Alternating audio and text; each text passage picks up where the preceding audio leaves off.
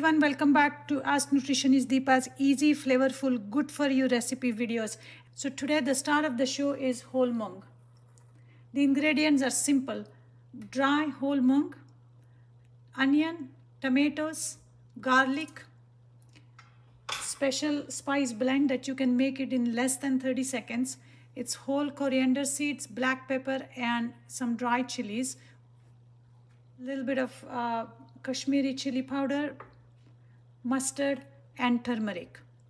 So to get the recipe started, I'm going to cook a cup of mung bean with half a tomato and half onion and 2 cloves of garlic. Once I soak the mungs and add 2 cups of water to it, I'm going to Instapot the mung with the tomato, onion, and garlic and a little bit of turmeric. While the mung beans are being cooked along with onion, tomatoes, and garlic in the Instant Pot for 15 minutes or so, I'm going to go ahead and grind a teaspoon of coriander seeds with 4 to 5 black pepper seeds and 2 dry red chilies. Spice grinder or coffee grinder is the best appliance to grind like a teaspoon or tablespoons of dry spices.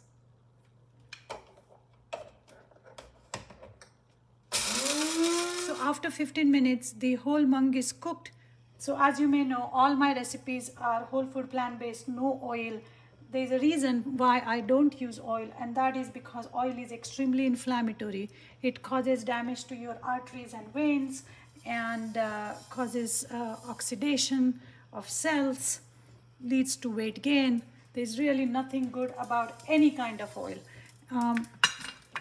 So traditionally, Indian recipes are tempered by crackling some mustard in oil, and I'm just doing it in a dry skillet, as you can see.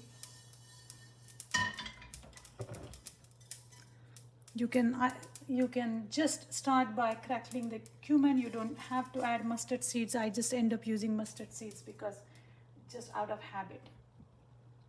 And to that, I am going to add the spice mix that now it's important that you switch off the gas or the heat and just stir fry this for a few seconds. You just want to stir fry it until you start smelling or getting the flavor, the aroma of spices. Remember guys, spices have oil in it. We just need a little bit of heat to release them and infuse the flavor. Just a little bit of chili for the color, little cayenne. I have added turmeric in the mung while cooking. Now let's quickly talk about the health benefits of eating. Whole mung is high in fiber, carbohydrates, protein, polyphenols, antioxidants, everything, and relatively low in calories, unless you start adding ghee and butter and oil on top of it. Until then, the mung is a perfect food. It's easy to digest for those who are dealing with any kind of GI issues like Crohn's disease, IBS, etc. The best thing to do for those who have some difficulty digesting lentils is to soak it overnight and then pressure cook it. But because we are using it with the skin, we are getting the prebiotic fiber from the whole mung. It's always important to eat food in its natural form, as whole as possible. So it's been a couple minutes and it's time to add the mung, the cooked mung, to the masala. Now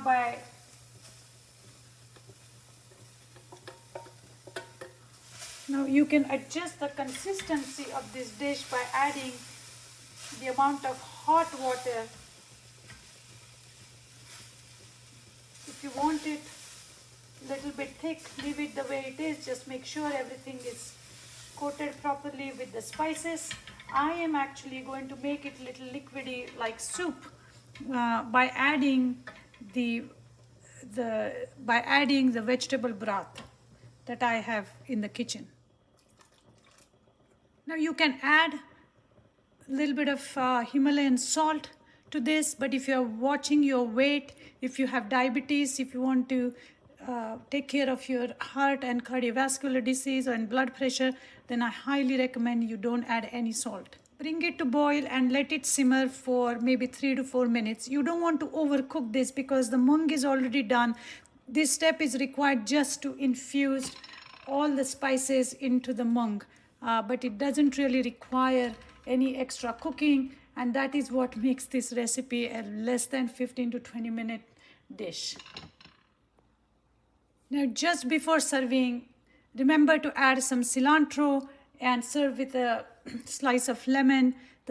Adding cilantro in the end helps preserve the folic acid or folate that is in cilantro versus cooking it, because heat destroys it. And this little bit of vitamin C from the lemon is going to help us absorb the iron from the mung, from the whole mung.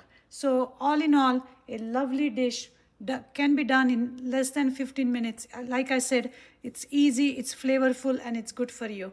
Thank you again for watching. Make sure to share and subscribe and send me the comments. I do appreciate you all sending me the comments and questions. Thanks again, and I'll see you next time.